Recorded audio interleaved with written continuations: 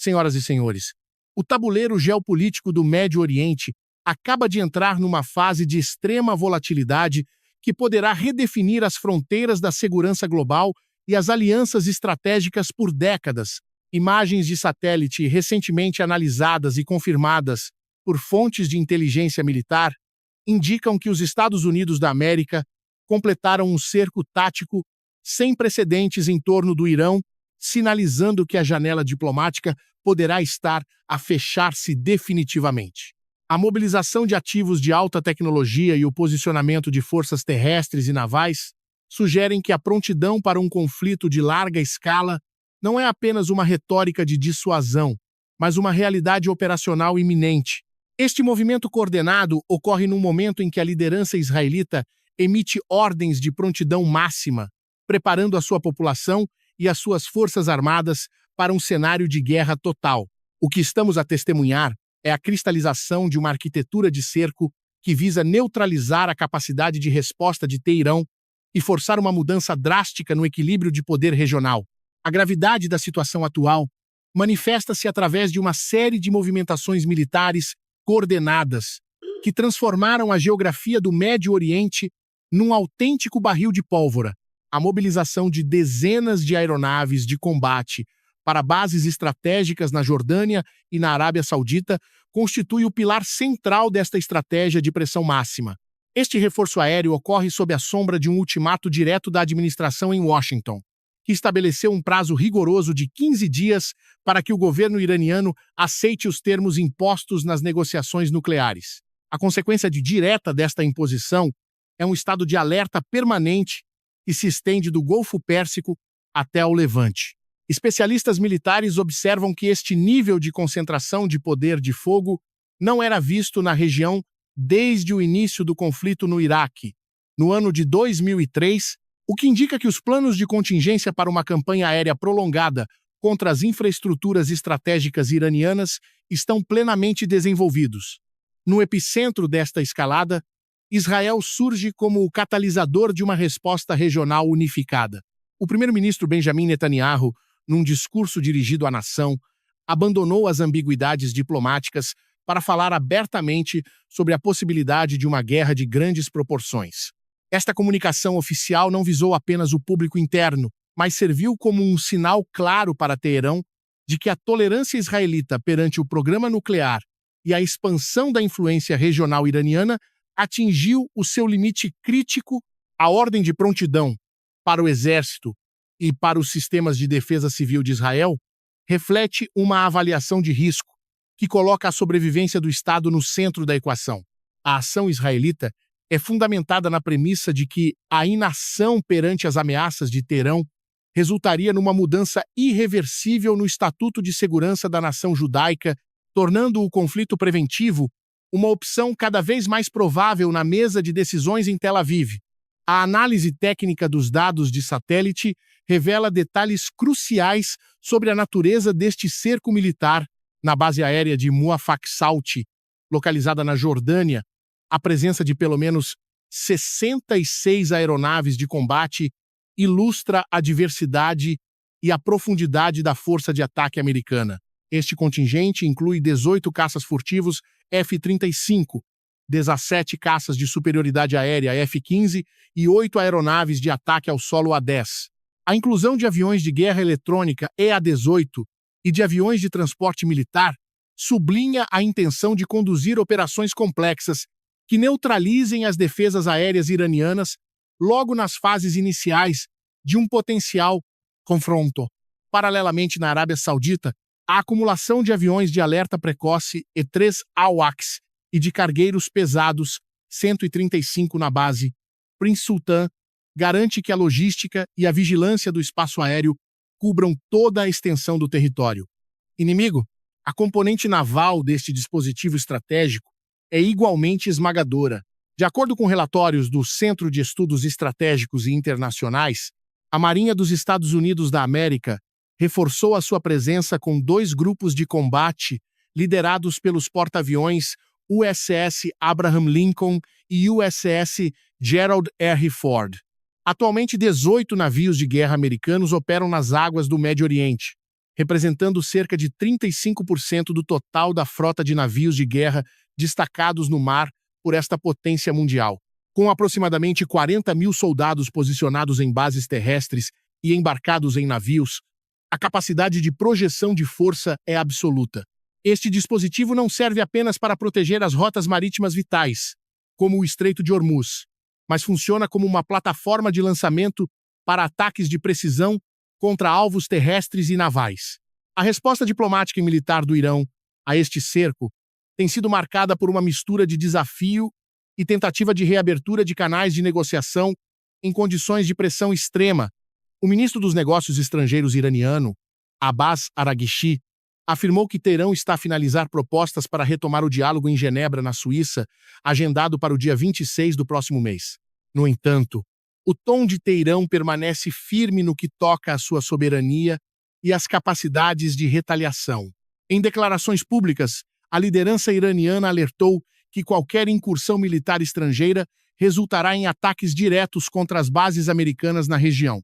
O Irão mantém a posição de que a concentração de forças militares ocidentais não facilitará o processo de acordo funcionando. Pelo contrário, como um elemento que desestabiliza qualquer tentativa de resolução pacífica.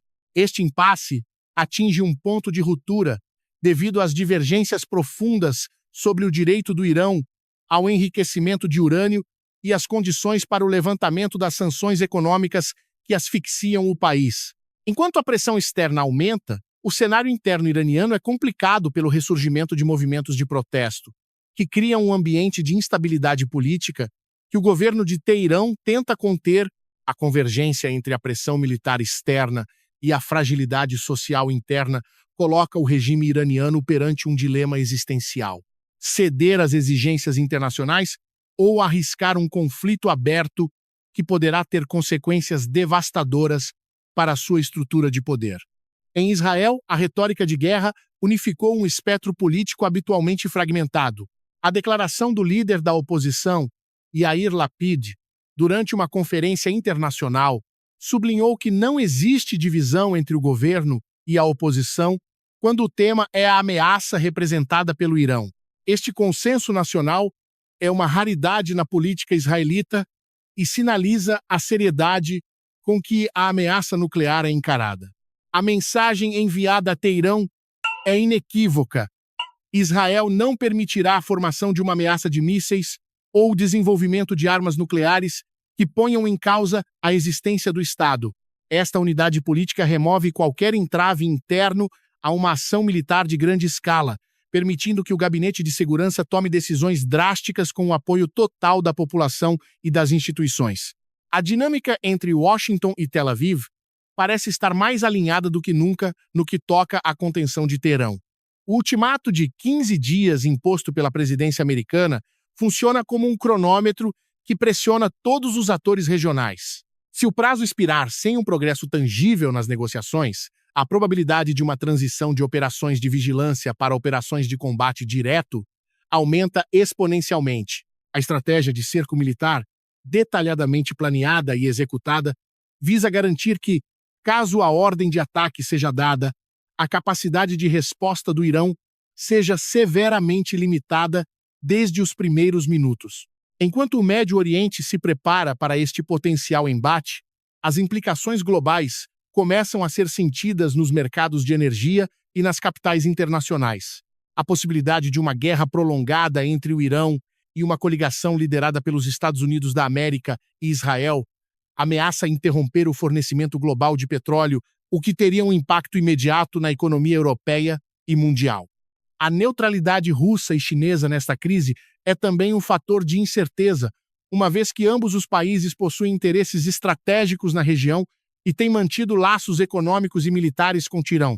No entanto, a rapidez e a escala da mobilização americana deixaram pouco espaço para manobras diplomáticas de terceiros que não passem pela aceitação integral das exigências de segurança de Washington e Tel Aviv. Neste cenário de alta tensão, a lógica da ação e consequência domina o pensamento estratégico. Cada novo caça que aterra na Jordânia, cada navio de guerra que entra no Mar Arábico e cada discurso inflamado em Tel Aviv alteram a percepção de risco em Teherão. O cerco não é apenas físico, é psicológico e econômico. A asfixia financeira provocada pelas sanções, agora reforçada por uma ameaça militar palpável, visa levar o Irão a um ponto de ruptura onde a negociação sob termos desfavoráveis seja vista como o mal menor em comparação com a destruição total das suas infraestruturas nacionais. A situação é agravada pelo facto de que os atores envolvidos parecem ter esgotado as suas reservas de confiança mútua. Para Israel, a promessa de diplomacia soa a um adiamento perigoso que permite ao Irão avançar tecnologicamente. Para os Estados Unidos da América, o cumprimento da palavra dada pelo seu presidente é uma questão de credibilidade global. Para o Irão, a sobrevivência do regime depende da sua capacidade de resistir à pressão externa sem parecer capitular totalmente perante os seus inimigos históricos. Estas posições inconciliáveis transformam a atual crise numa das mais perigosas do século XXI, onde um simples erro de cálculo tático pode desencadear uma reação em cadeia de proporções globais. As próximas semanas serão determinantes para definir se o mundo assistirá a uma nova reconfiguração forçada do Médio Oriente através das armas ou se haverá uma cedência de última hora que evite a deflagração de um conflito que ninguém poderá prever como terminará. A ordem internacional está em jogo e a prontidão demonstrada por todas as partes indica que o tempo das palavras está a dar lugar ao tempo das ações militares decisivas. Enquanto o Médio Oriente se equilibra no fio de uma navalha, a instabilidade geopolítica propaga-se como uma onda de choque para outras latitudes, revelando uma teia de tensões que liga as águas do Mar das Caraíbas às profundezas da Sibéria russa e às montanhas do México. No hemisfério ocidental, um episódio recente colocou em evidência a fragilidade das alianças e o poder da desinformação como arma de guerra híbrida. Surgiram relatos de que a Rússia teria enviado um navio petroleiro carregado com 200 mil toneladas de crude para Havana, escoltado por uma fragata de guerra, numa demonstração de apoio direto ao governo cubano, sob as ordens diretas de Vladimir Putin. No entanto, num movimento de recuo diplomático fulminante, a embaixada russa em Cuba negou categoricamente tal operação em poucos minutos, classificando toda a narrativa como uma fabricação de motivação política. Este incidente nas Caraíbas não pode ser visto isoladamente, mas sim como uma peça num jogo de sombras entre Moscou e Washington. A rapidez da negação russa sugere uma cautela estratégica perante a postura rígida da administração americana. Especialistas apontam para 3 cenários possíveis que explicam esta confusão diplomática. O primeiro sugere que se tratou de uma notícia falsa, deliberadamente plantada para criar a ilusão de que Cuba ainda goza de um apoio estratégico robusto face ao isolamento internacional. O segundo cenário levanta a hipótese de um plano real que, uma vez exposto precocemente, obrigou Moscovo a um recuo para evitar um confronto direto e imediato com os Estados Unidos da América, cujas sanções econômicas contra quem quebra o bloqueio a Cuba são severas e imediatas. O terceiro cenário coloca a operação como um teste de reação para medir a prontidão e a agressividade da resposta de Washington. A mensagem emanada da Casa Branca tem sido clara e sem ambiguidades. Qualquer entidade ou nação que tente contornar os cercos econômicos impostos enfrentará consequências financeiras e diplomáticas de longo alcance. Esta pressão constante explica a hesitação russa e a aparente desorientação de Havana, que se encontra numa situação econômica desesperada, dependente de aliados tradicionais, que agora pesam cuidadosamente cada passo para não comprometerem os seus próprios interesses globais. Este jogo de espelhos nas Caraíbas demonstra que, na ordem internacional contemporânea, a percepção de apoio pode ser tão valiosa quanto o apoio material, mas é igualmente volátil e sujeita às realidades brutais da força econômica. Quase em simultâneo, no México, uma operação de segurança de grande escala revelou a profunda interligação entre a inteligência militar e a luta contra o crime organizado transnacional. A captura e subsequente morte do líder de um dos maiores cartéis de droga do mundo, Nemésio Oseguera Cervantes, conhecido como El Mencho, desencadeou uma vaga de violência sem precedentes em vários estados mexicanos. O líder do cartel de Jalisco Nova Geração foi localizado após uma falha crítica na sua segurança pessoal, motivada pela visita de uma figura próxima ao seu esconderijo numa cabana isolada numa zona rural. Este erro tático permitiu que as forças de segurança, apoiadas por informações de inteligência fornecidas por Washington, cercassem o perímetro e neutralizassem o alvo. O fim de El Mencho não significou, contudo, a pacificação da região, mas sim o início de uma retaliação sistemática e brutal por parte da organização criminosa. Em estados como Jalisco e outros centros econômicos vitais, os membros do cartel responderam com táticas de guerrilha urbana, incendiando veículos para bloquear estradas principais, atacando estabelecimentos comerciais e disparando contra forças de segurança. Os relatórios oficiais do governo mexicano, sob a presidência de Claudia Sheinbaum, confirmaram que os confrontos resultaram na morte de 25 membros da Guarda Nacional e de pessoal de segurança, além de uma vítima civil. Em resposta, as Forças Armadas neutralizaram 30 pistoleiros do cartel e efetuaram pelo menos 70 detenções numa tentativa de restaurar a ordem pública e demonstrar que o Estado mantém o controle do território. Esta operação no México sublinha a importância da cooperação bilateral em matéria de segurança no continente americano. Embora a presidência mexicana tenha enfatizado que o planeamento e a execução foram da exclusiva responsabilidade nacional, a confirmação do apoio técnico e de informações por parte dos Estados Unidos da América revela uma estratégia comum para desmantelar as rotas de tráfico de fentanilo, que se tornou uma crise de saúde pública e de segurança nacional para Washington.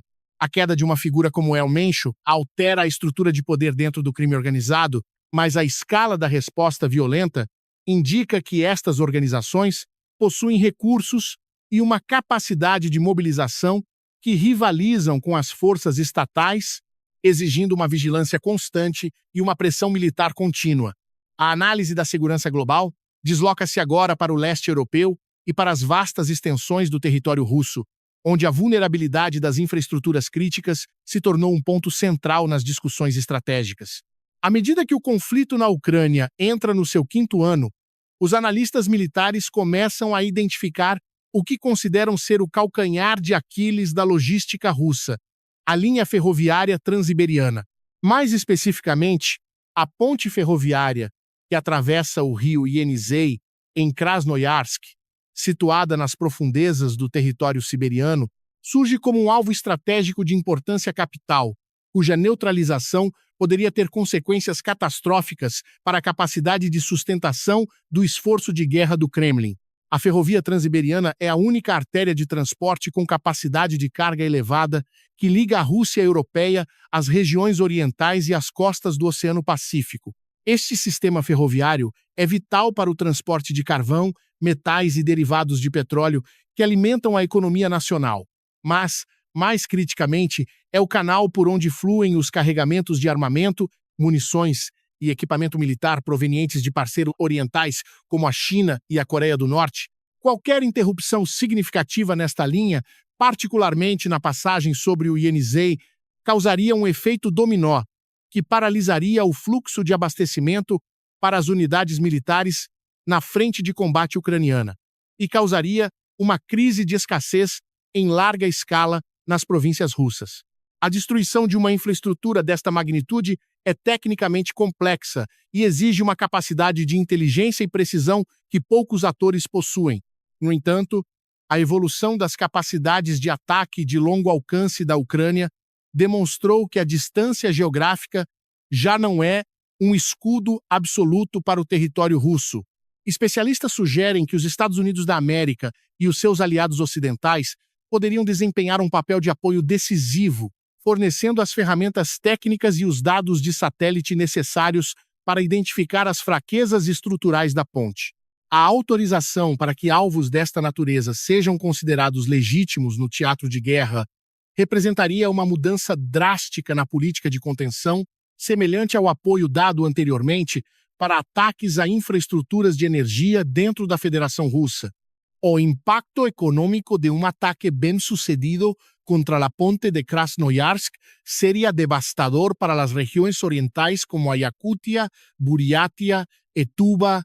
Estas áreas, já sobrecarregadas pelo peso humano e financeiro da campanha militar, dependem quase exclusivamente do fluxo de bens vindos do Oeste através da ferrovia.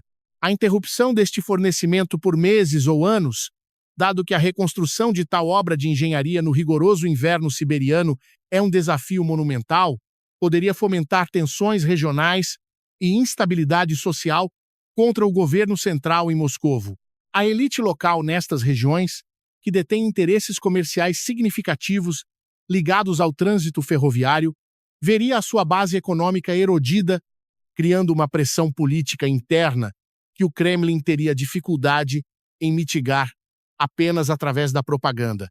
Historicamente, o controlo da Transiberiana foi um fator determinante em conflitos passados na Eurásia, e a atual conjuntura reforça esta realidade. Se Moscovo não conseguir garantir a segurança de um ponto de passagem tão crítico, a sua capacidade de projetar poder tanto na Europa como no Extremo Oriente ficará severamente comprometida. A possibilidade de isolar a Sibéria do resto do país não é apenas um pesadelo logístico, mas uma ameaça à integridade territorial e à coesão do Estado russo, num momento em que todos os seus recursos estão focados num conflito de desgaste. A lógica que liga o cerco ao Irão, a queda dos barões da droga no México e a vulnerabilidade das pontes siberianas é a da pressão estrutural. Em cada um destes teatros, as potências ocidentais, lideradas pelos Estados Unidos da América, estão a utilizar uma combinação de poder militar direto, apoio de inteligência e sanções econômicas para forçar os seus adversários a uma posição de exaustão. O objetivo não é necessariamente a vitória militar rápida, mas sim a criação de condições onde o custo de manter a atual trajetória política e militar se torne insuportável para os regimes em Teherã e Moscovo, bem como para as organizações criminosas que desafiam a ordem estatal. A transição de uma fase de contenção para uma fase de neutralização de ativos estratégicos indica que a tolerância internacional para com o prolongamento destes conflitos está a diminuir. A prontidão de Israel para uma guerra total e a análise detalhada dos alvos logísticos russos são sinais de que a estratégia global está a evoluir para formas mais diretas e agressivas de intervenção. A ordem mundial está a ser testada em múltiplos pontos de ruptura simultaneamente, exigindo uma coordenação sem precedentes entre aliados para evitar que a fragmentação regional se transforme numa conflagração global descontrolada. Neste ambiente, a informação precisa e a análise de longo prazo são os únicos guias fiáveis. As movimentações observadas nas últimas semanas sugerem que nos aproximamos de um ponto de inflexão onde as decisões tomadas em centros de comando distantes terão repercussões imediatas na vida de milhões de pessoas. A segurança das fronteiras, a integridade das rotas comerciais e a estabilidade dos governos dependem agora da capacidade de antecipar o próximo movimento num tabuleiro onde as regras estão a ser reescritas em tempo real. A Sibéria, o México e o Irão são hoje os laboratórios de uma nova forma de conflito onde a tecnologia, a geografia e a vontade política se fundem numa luta decisiva pelo controle do futuro geopolítico. A análise da vulnerabilidade das infraestruturas russas conduz-nos a uma conclusão inevitável sobre a natureza da guerra moderna. O poder de uma nação não reside apenas na dimensão do seu exército, mas na resiliência das suas linhas de comunicação interna. Enquanto o mundo observa as tensões no Médio Oriente e a luta contra o crime organizado no México, o centro de gravidade da segurança europeia desloca-se para a profundidade do território eurasiático. O foco estratégico na ponte ferroviária de Krasnoyarsk não é um exercício acadêmico, mas sim o reconhecimento de que o sistema logístico russo possui pontos de falha únicos e insubstituíveis. Ao contrário da ponte que liga a Rússia à Península da Crimeia, que possui um valor simbólico e político imenso, a ponte sobre o rio Yenisei é o pilar estrutural sobre o qual assenta toda a capacidade de sobrevivência econômica e militar da Rússia a leste dos Montes Urais.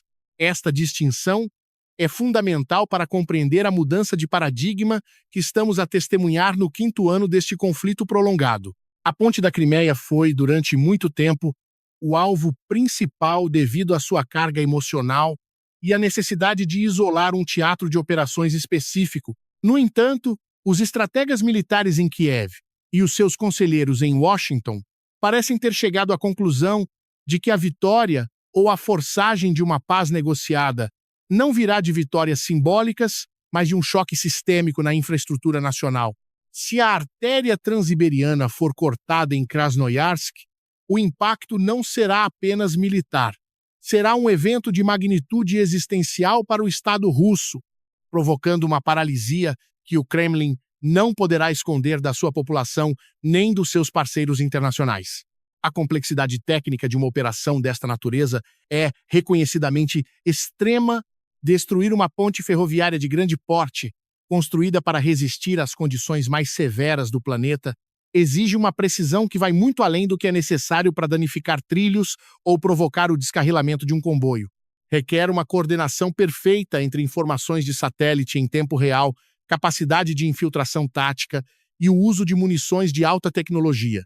Contudo, a capacidade demonstrada pelas forças ucranianas de atingir alvos a centenas de quilômetros da linha da frente, utilizando drones de longo alcance e mísseis de precisão, sugere que a distância deixou de ser uma garantia de segurança. A possibilidade de os Estados Unidos da América fornecerem os dados estruturais e o apoio logístico para tal missão coloca esta ameaça num patamar de probabilidade que a liderança russa já não pode ignorar. O efeito de uma tal ação militar seria o que os especialistas denominam de asfixia logística. Sem a capacidade de mover grandes quantidades de material militar, munições e reforços do leste para o oeste, o esforço de guerra na Ucrânia entraria num estado de inanição operacional. As unidades na linha da frente, dependentes de um fluxo constante de abastecimento para manter as suas posições, ver-se-iam isoladas e incapazes de sustentar operações ofensivas ou defensivas. Paralelamente, o impacto na economia civil seria imediato e profundo. A Rússia depende da ferrovia transiberiana para o transporte de bens de consumo básicos para as suas províncias mais remotas. A interrupção deste fluxo, durante meses ou possivelmente anos, criaria uma crise de abastecimento que poderia rapidamente transformar-se em agitação social. Neste contexto, a pressão política sobre Moscovo deixaria de ser apenas internacional para se tornar interna e regional. As províncias da Sibéria e do Extremo Oriente Russo, que já sentem o peso desproporcional da mobilização militar, ver-se-iam abandonadas pelo poder central numa situação de colapso econômico. Este cenário de fragmentação interna é o maior medo do Kremlin e, simultaneamente, a maior vantagem estratégica para o Ocidente. Ao forçar a Rússia a escolher entre manter a sua aventura militar no exterior ou garantir a estabilidade básica do seu próprio território, a coligação liderada por Washington altera fundamentalmente a equação de custo e benefício do conflito. A transição para esta fase de pressão estrutural máxima ocorre num momento em que as negociações diplomáticas permanecem num impasse total. Após anos de tentativas infrutíferas de encontrar uma solução que satisfaça as exigências de segurança de ambas as partes, a estratégia ocidental parece ter evoluído para a imposição de custos insuportáveis. A lógica é clara. Se o Kremlin não pode ser convencido através da diplomacia, deve ser forçado através da realidade física da sua própria infraestrutura debilitada. Esta abordagem é arriscada, pois aproxima-se perigosamente das linhas vermelhas de Moscovo sobre a integridade nacional, mas é vista como a única via restante para quebrar o ciclo de uma guerra de atrito que drena os recursos de todo o continente europeu. Ao analisarmos a situação global de forma integrada, percebemos que estamos perante um padrão de cerco e contenção que se manifesta de diferentes formas, mas com o mesmo objetivo final. No Médio Oriente, o cerco ao Irão visa prevenir uma corrida armamentista nuclear e estabilizar uma região vital para o fornecimento de energia. No México, a desarticulação dos cartéis visa proteger a segurança interna da maior potência mundial e travar o fluxo de narcóticos que desestabiliza a sociedade. Na Rússia, a pressão sobre as infraestruturas estratégicas visa restaurar a ordem internacional e desencorajar futuras agressões territoriais. Em todos estes casos, a utilização de inteligência avançada, superioridade tecnológica e pressão econômica coordenada define a nova era da geopolítica. Para o público português e europeu, As consequências desta estratégia são diretas e tangíveis. A estabilidade da ordem de segurança internacional garante a previsibilidade econômica e a segurança das nossas fronteiras. No entanto, o custo desta estabilidade é uma vigilância constante e a aceitação de que vivemos num período de transição violenta. As lições estratégicas que se retiram deste panorama indicam que a resiliência nacional já não depende apenas da força militar bruta, mas da proteção de cada ligação logística, de cada cabo de comunicações e de cada ponto de infraestrutura crítica. A vulnerabilidade de um é a vulnerabilidade de todos numa rede global profundamente interdependente. O futuro desenvolvimento desta crise mundial dependerá da capacidade de resposta dos regimes sob pressão. O Irão, enfrentando o cerco americano e a prontidão israelita, poderá ser forçado a uma capitulação diplomática que até agora rejeitou. A Rússia, perante a ameaça à sua coluna vertebral ferroviária, poderá ter de reconsiderar a sustentabilidade da sua campanha militar. E as organizações criminosas no México, apesar da sua retaliação violenta, enfrentam um Estado que, sob pressão externa, é obrigado a reafirmar a sua autoridade. O que emerge deste cenário é uma ordem mundial, onde o espaço para o erro de cálculo é mínimo e as consequências de tal erro são globais. Concluímos esta análise observando que o impasse atual não é uma ausência de movimento, mas sim uma acumulação de tensões que procuram um ponto de saída. A estratégia de longo prazo adotada pelas democracias ocidentais foca-se na erosão das capacidades do adversário, um processo lento mas implacável. Se esta abordagem evitará uma conflagração total ou se precipitará o colapso estrutural dos estados visados, é a questão que definirá os próximos anos da nossa história. A segurança global está a ser renegociada não apenas em mesas de conferência, mas através do posicionamento estratégico de forças em torno de Teherã e na vigilância constante sobre as pontes da Sibéria. O mundo que emerge desta fase de conflitos será, inevitavelmente, mais fragmentado e cauteloso. A globalização, que outrora foi vista apenas como uma ferramenta de prosperidade, revelou-se também como um mapa de vulnerabilidades que os estados estão agora a tentar fortificar. Para os observadores atentos, a lição é clara. A paz e a segurança no século XXI são produtos de um equilíbrio precário de forças, onde a superioridade na informação e a capacidade de atingir o coração logístico do adversário são os novos árbitros do poder mundial. Senhoras e senhores, as peças no tabuleiro estão posicionadas e o tempo da diplomacia convencional está a ser substituído pela lógica fria e calculista da estratégia militar de alta precisão. O desenrolar destes eventos determinará se a ordem internacional será preservada através da força ou se entraremos num período de instabilidade sistêmica cujas fronteiras e resultados ainda não conseguimos vislumbrar totalmente.